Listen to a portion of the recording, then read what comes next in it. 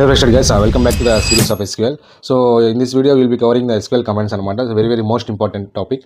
So there are five major ga five unnai manaki DDL, DML, DQL, DCL, TCL anamata. So one by one nenu ilo cover chestanu. So let's go into the video. So అందులో number 1 వచ్చేసి DDL అంటే ఏంటంటే data definition language అనమాట. So ఇది ఎందుకు use చేస్తామంటే it is used to create or change the structure of the database అనమాట.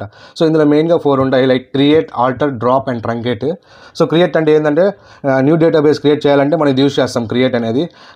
Alter అంటే ఏంటంటే లైక్ వన్స్ క్రియేట్ చేసిన డేటాబేస్లో మాడిఫై అయినా చేయొచ్చు, లేకపోతే we need to delete any table or just modify అయితే ఈ ఆల్టర్ అనేది అని యూజ్ చేస్తాము.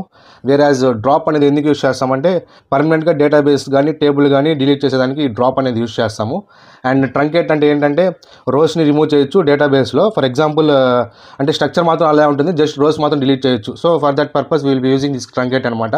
జస్ట్ టాపిక్ని మీకు బేసిక్ చెప్తున్నాను, నేను ఇన్డెప్త్గా సిస్టంలో మీకు చూపిస్తాను. సో సెకండ్ వచ్చేసి డిఎంఎల్ అంటే డేటా మ్యానిపులేషన్ లాంగ్వేజ్ అనమాట. సో ఇది మనం టేబుల్లో ఉన్న డేటాని మ్యానిపులేట్ చేసేదానికి ఈ డిఎంఎల్ ఏదైనా యూజ్ చేస్తాము. So deals with the data inside the table, ఓకేనా. సో దీంట్లో మేజర్గా 3 ఉంటాయి అనమాట, like INCET, update and delete అనమాట. సో ఇన్సెట్ అనేది ఎందుకు యూజ్ చేస్తామంటే న్యూ డేటాని యాడ్ చేసేదానికి ఈ ఇన్సెట్ అనేది యూజ్ చేస్తాము. నెక్స్ట్ వచ్చేసి అప్డేట్ అనేది అంటే నువ్వు ఏమైనా డేటాని డేటాబేస్లో మాడిఫై చేసేదానికి ఈ అప్డేట్ అనేది యూజ్ చేస్తాము. వేరాజ్ డిలీట్ అనేది ఎందుకు యూజ్ చేస్తామంటే నువ్వు ఏమైనా డేటాని రిమూవ్ చేయాలంటే డేటాబేస్ నుంచి ఈ డిలీట్ అనేది యూజ్ చేస్తాం. సో వెరీ మోస్ట్ ఇంపార్టెంట్, ఈ వేర్ క్లాస్ అనేది మనం ఈ డిఎంఎల్లో యూజ్ చేస్తాం అనమాట.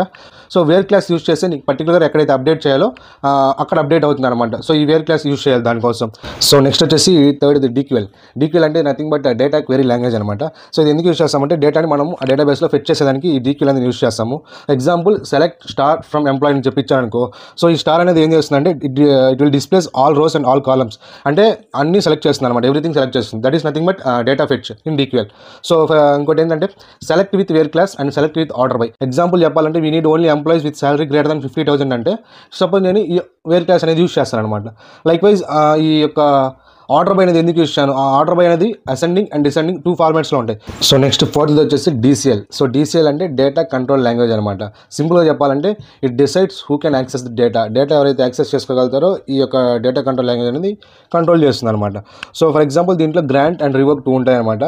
ఎగ్జాంపుల్ చెప్పాలంటే సపోజ్ కంపెనీలో HR ఉన్నాడు, యూజర్కి ఎంప్లాయీస్ టేబుల్లో ఒక డేటా అనేది చేంజ్ చేయాలి. సో ఆ చేంజ్ చేసేదానికి ఆ యూజర్ నుంచి పర్మిషన్ యాక్సెస్ చేసుకోవడానికి ఈ గ్రాంట్ అనేది యూజ్ చేస్తాం అనమాట, సింపుల్గా చెప్పాలంటే.